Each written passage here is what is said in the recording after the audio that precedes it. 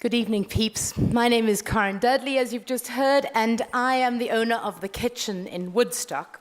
I'm a cook, essentially. Yay!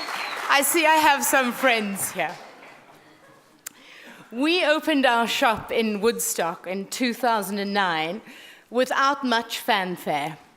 The truth is that our projections were conservative. Frankly, they were quite bleak. You came to Woodstock to buy some paint or have your car radio fixed, but you certainly didn't come to Woodstock to eat. But our space was also pretty small, and we thought, well, look, what we'll do is we'll just put the kitchen inside the shop.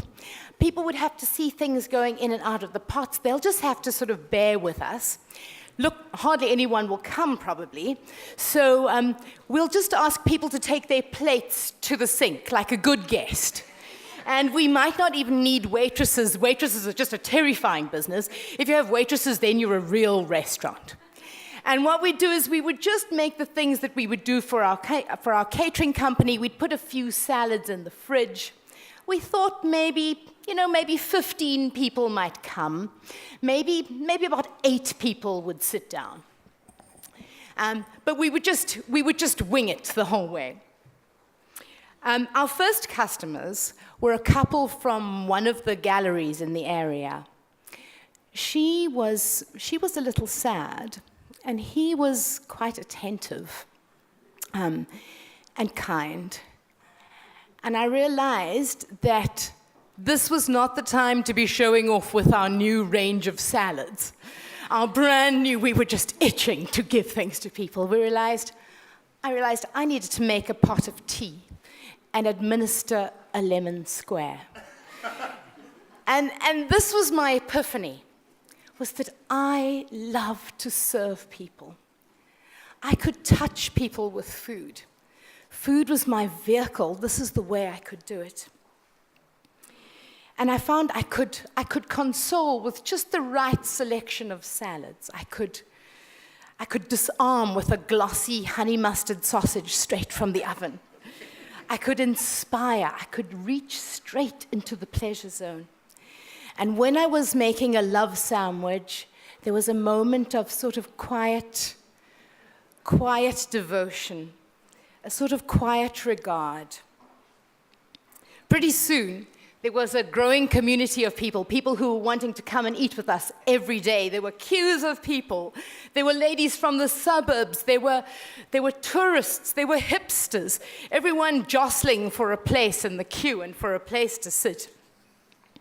Turns out we would need those waitresses after all, several of them, just to cope with the lunch rush. But it's not hard to teach people the joy of service.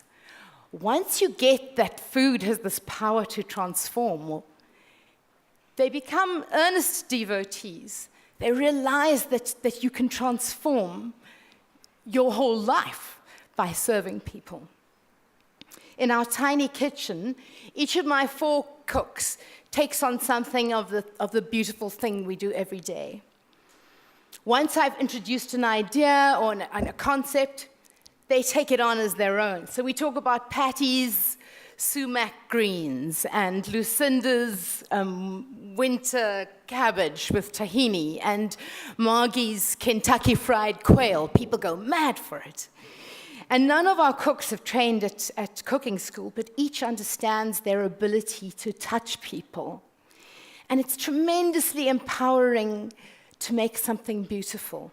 Better still is the idea is that it's a shared endeavor, that each of these flavors, each of us can do something amazing, and together we have the power to wow. We can even bring people to tears. People who are locals and visitors from around the world. Now, here's the thing about small business. People are always trying to sell big business to small business. That the notion is that somehow bigger is better. But I say big business is another whole animal. Big business can't maneuver. Big business can't listen. Big business can't respond quickly.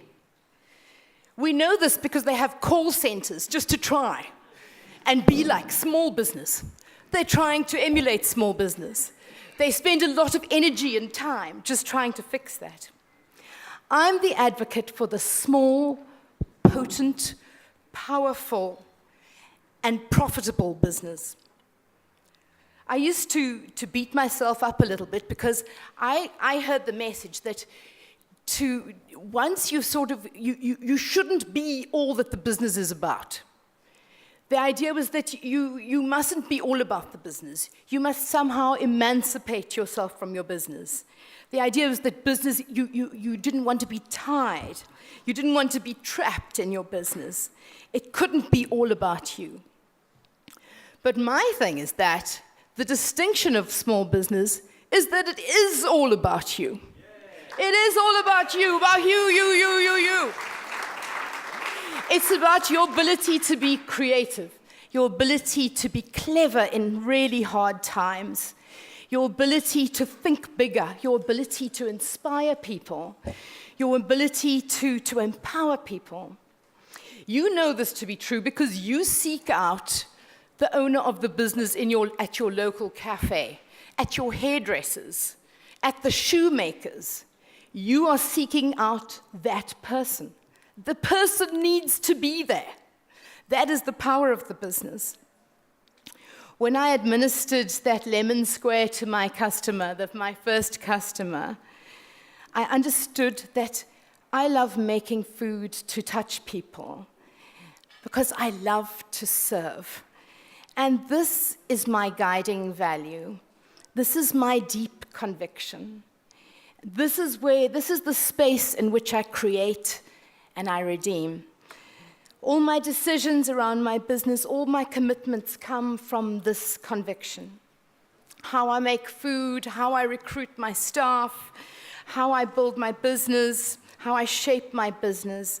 Everything needs to work so that I can pay attention, so that I can listen, so that I can serve. In December last year, a space opened up 2 doors down from the kitchen.